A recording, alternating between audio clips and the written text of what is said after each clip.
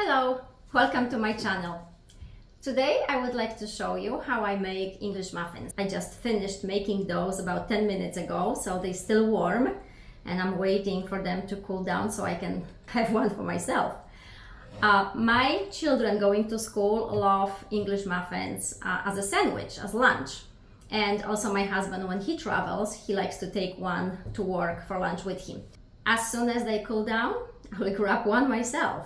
When my kids started eating solid foods, they really like those store-bought English muffins with blueberries. And I was so happy that they eat English muffins. I thought they're really healthy and good for them.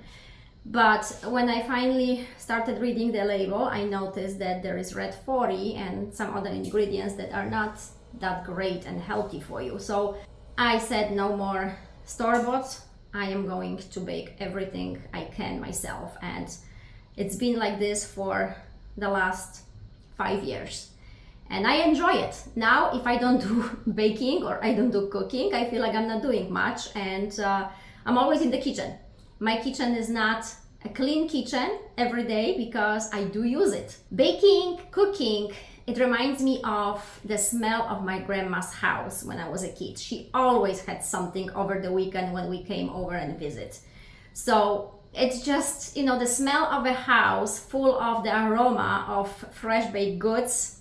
It's a very welcoming, happy smell. Those are a little bit bigger than the store-bought because my husband likes a good sandwich when he takes it for lunch. So instead of having two, he has one. But you can use a regular glass to cut it around pieces and you will have smaller pieces. So again, thank you very much for watching and welcome. For my English muffins, I need about 3 full cups of flour, 1 teaspoon of salt that goes inside the flour, active yeast, 3/4 of a cup of milk and half a cup of water, 2 tablespoons of sugar. Sugar goes inside the liquid. Sugar helps yeast become active. Either 2 small eggs or 1 big egg and 3 full tablespoons of melted butter. My eggs are in, salt is in, I have melted butter, so I will put that in as well. I'm just waiting for the yeast to be ready. When you see foam like this, it means it's active and ready for mixing. So pour it all in, mix it all up. As you can see, the dough came together nicely. It is nice and smooth. So now it is time to cover it, leave it for about an hour until it doubles in size. So now it's time for my English muffins. What you need is the best baby food you ever had. Farina, and this is to put it on the baking sheet so it doesn't stick to the baking sheet. It is a bit gooey, that's why I have lots of flour in here. I will be cutting out even circles. When you flatten it like this, it should be about 1 inch thick. The dough will grow. I have them cut out and ready, so now it's time to cover and leave it out until it doubles in size. Some recipes will tell you exact time, like 30 minutes, 45 minutes, but you will just have to pay attention and look. It all depends where you live and how warm is your house. So here you can see tripled in size. Wow, amazing. And some of you will say, well, those are so big. My husband likes a sandwich, a big sandwich, 1 sandwich, not 2. So for him, I use 3.5 inches in diameter, and regular glass is 3, and that's perfect, that's enough. That's a regular size.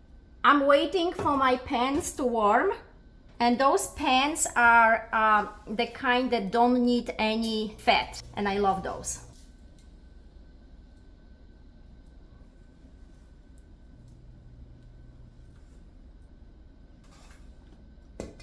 Just to create that steam. I will move to the next one.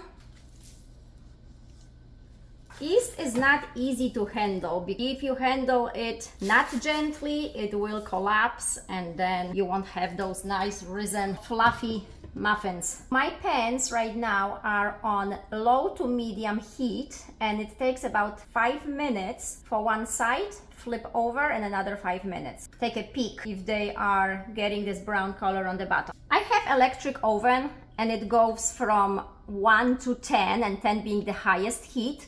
And I have both of them on 3. But those pans are not exactly the same. And one side is ready, so I flip it over. And the other one, not yet. It needs about a minute more.